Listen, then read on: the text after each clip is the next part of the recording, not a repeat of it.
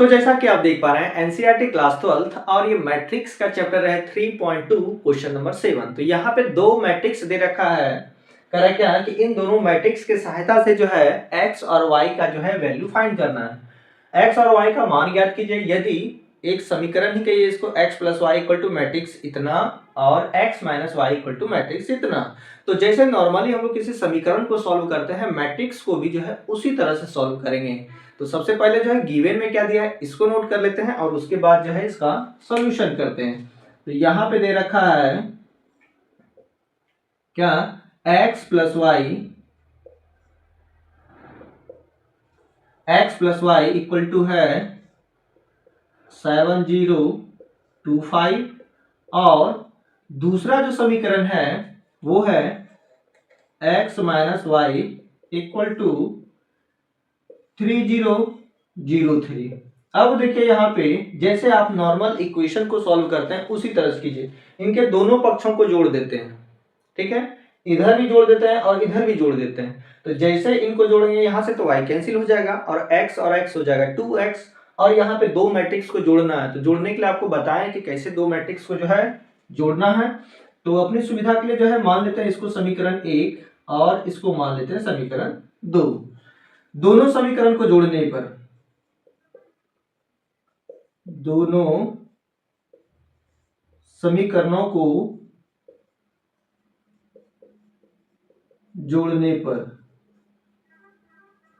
तो जैसे यहां पे जोड़ेंगे तो इधर तो हमारा y वाला कैंसिल हो जाएगा, इधर होगा x प्लस एक्स और गुना प्लस गुना नहीं है ये, और इधर हो जाएगा हमारा 7025 प्लस दूसरा जो मैट्रिक्स है 3003, इनको ऐड कर देना है।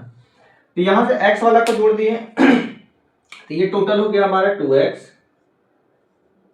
2x और यहाँ पे आप जोड़ के नहीं दिखाना है, डायरेक्ट आपको जो है क्या करना है ऐड करके लिखना है। तो 7 और 3 10, 0 और 0 0, 202, 358 ये हो गया। उसके बाद देखिए हमको चूंकि x का मान निकालना है तो यहाँ से 2 को हटाना होगा और जब ये गुना है तो इधर आके भाग लगेगा।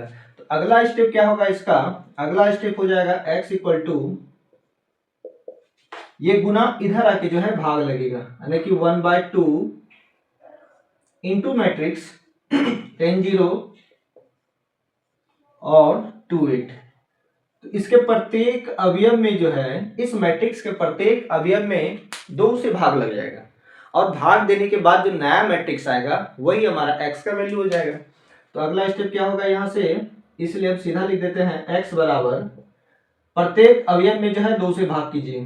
तो 2 से भाग करेंगे तो 5, यहाँ किए तो 0, यहाँ आएगा 1 और यहाँ आ गया 1। तो ये आंसर हो गया।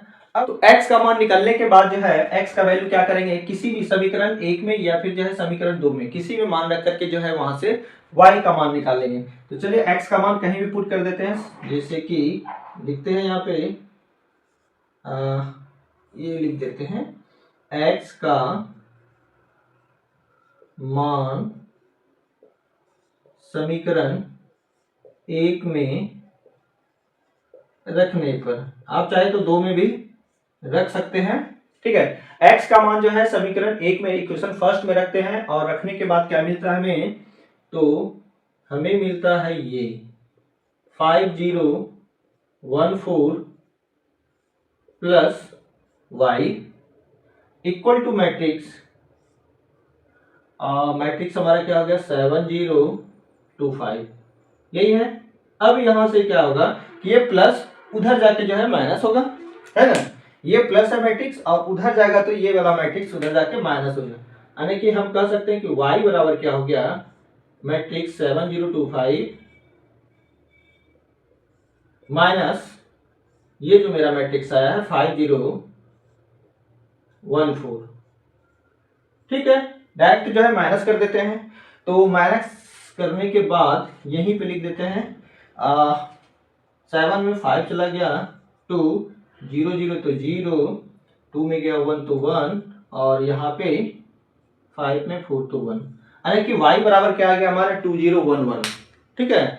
अतः हम कह सकते हैं फाइनल स्टेप देने के लिए मत भूलिए, ठीक है, कि x का वैल्यू क्या आ गया हमारा, x का वैल्यू आया 5014 और y बराबर क्या आ गया, तो y का मान है 2011 और यही जो है x और y का मान हो गया। तो इस तरह से जो है अगर दो मैट्रिक्स के सहारे हमें x और y का मान ज्ञात करना हो तो आसानी से कर सकते हैं। तो चलिए मिलते हैं अगले प्रश्न में, तब तक के लिए